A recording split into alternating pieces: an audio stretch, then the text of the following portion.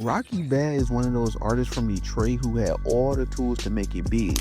Talent, consistency, and a strong fan base. Now, I first discovered her when she dropped her record Chi-Raq Freestyle, and from that moment, I was a fan. Why these hoes mad, they ain't deep enough. I don't fear hoes, I smack bitches. Fuck bitch, who you thought I was? 5 feet, I'm a little bitch, but I step on bitches like a fucking bug. These niggas stay mad. She really stood out among all the other female artists in the city at the time.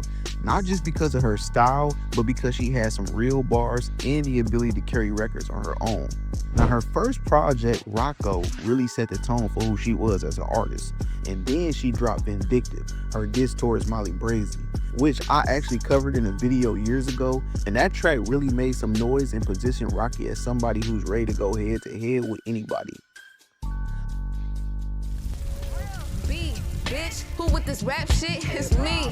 Bitch, I'm a West Side legend, that's Queen. Shit, you ain't jumped off the porch, you ain't seen shit, cause it's the real. Bitch, who with Not long after that, she signed to the hip hop lab under Lando and dropped another project, Let's Talk More Work, which included Ragged Out, another big diss of hers, and this time towards Cuban Dog. was looking for that chain, cause that bitch was coming off you. Next time you know the chill or the shit is off you. If you busy winning, how the fuck you know what I could do? You are not a street bitch, you are just a prostitute. You ain't hurt nobody, shit. Around this point, it seemed like Rocky was building her career around proving she was better than other girls in the scene. And honestly, in my opinion, she was. But even with all that, she never reached the same heights her competition did. And that's where the conversation about her being blackballed comes in.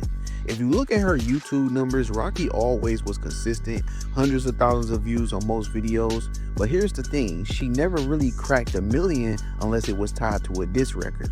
And that's when fans started speculating. Why? Some say the energy just picks and chooses who they want to succeed, while others point to colorism playing a role. And Rocky herself even tweeted a lot of female rappers only collaborate with women that they feel are not as good because they don't want the spotlight stolen by someone who might outshine them.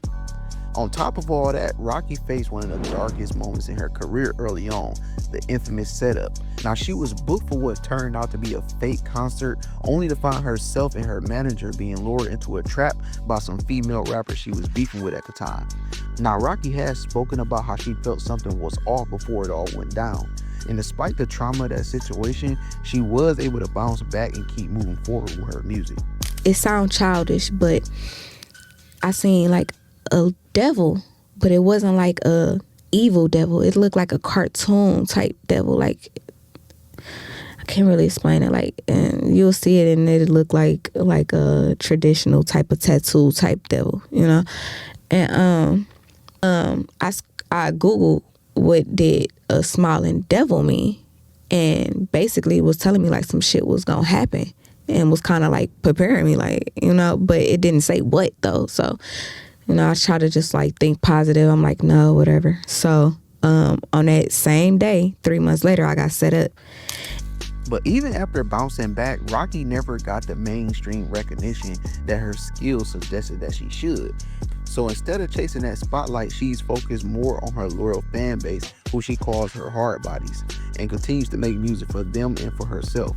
But the question still remains, was Rocky truly blackballed by the industry, or was she just another artist whose biggest moments came from beef instead of building a broader fan base? Either way, her impact on Detroit rap is still undeniable, and she's still making music for the people who've been riding with her since day one. But I want to hear from you. Do you think Rocky Bad was blackballed, or was it just a case of the industry not pushing her the same way as others? Let me know in the comments. Let's have a discussion about it.